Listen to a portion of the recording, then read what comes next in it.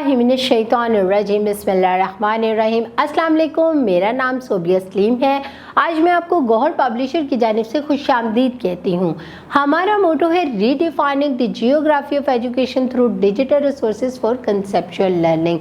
आज हम गौहर नदाए उर्दू जमात सोम सबक नंबर 20 और सफ़ा नंबर 134 खोलेंगे और वहाँ पर मौजूद हम हमसाया मा जाया के बारे में एक कहानी पढ़ेंगे। सबसे पहले हम चंद ख़ास अल्फाज पढ़ेंगे, मेरे साथ मिलके पढ़ें। हकूक, वरासत, फर्नीचर, एहतियात, उम्दा, शरीक। दोबारा पढ़ें। हकूक, वरासत, फर्नीचर, एहतियात, उम्दा, शरीक। कहते हैं हमसाया मा जाया, मतलब ये कि पड़ोसी आपके भाई बहन की तरह है, यानी उसके हकूक़ आप पर ऐसे ही हैं जैसे आपके भाई बहनों के हैं। हमारे प्यारे नबी सल्लल्लाहु अलैहि वसल्लम ने पड़ोसियों के हकूक़ की बहुत ताकीद की है। आप सल्लल्लाहु अलैहि वसल्लम हमसायों के हकूक़ पर इस कदर ज़ोर देते थे कि मालूम होता था कि पड़ोसी को विरासत में हिस्सेदार ना बना दिया जाए। दादी जान की ये बातें सुनकर सफ़िया बोली, दादी जान, क्या पड़ोसी को किसी ख़ास मौके पर जैसे शादी वगैरह में शामिल करना चाहिए और उसका ख्याल रखना चाहिए, या हर हाल में उसके साथ अच्छा बर्ताव करना ज़रूरी है? दादी जान, बेटी तुमने बहुत अच्छा सवाल पूछा है। आमतौर पर लोग किसी ख़ास मौके पर ही पड़ोसियों को शामिल करते हैं। हालांकि उनका हक़ तो ये भी है कि घर में हांडी भी पके तो पड़ोसियों को भेजनी चाहिए। पड़ोसियों के साथ रोज़मर्रा इस्तेमाल की चीज़ें बांटनी चाहिए। सफ़िया, दादी जान, रोज़मर्रा इस्तेमाल की क्या क्या ऐसी चीज़ें हैं जो हमें पड़ोसियों के साथ बांटनी चाहिए?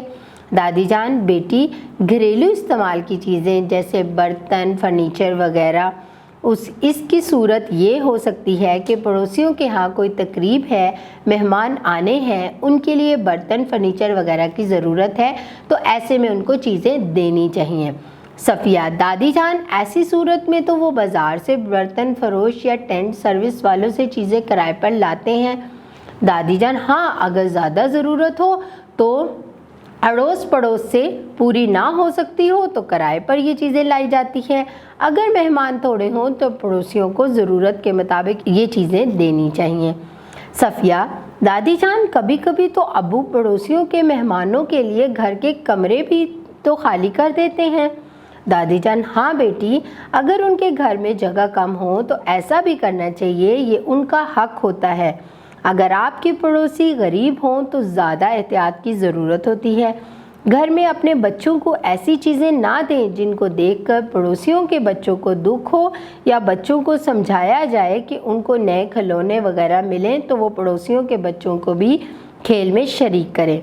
यहाँ तक भी एहतियात का हुक्म आया है कि घर के उम्दा खानों की खुशबू भी पड़ोस में ना जाए, या जब भी आप कोई नई या उम्दा चीज़ पकाएं तो पड़ोसियों को भी ज़रूर भेजें। सफ़िया, दादी जान, हमारी इस्लामियात की किताब में पड़ोसियों के हकूक़ के बारे में बहुत सी अच्छी बातें लिखी हैं।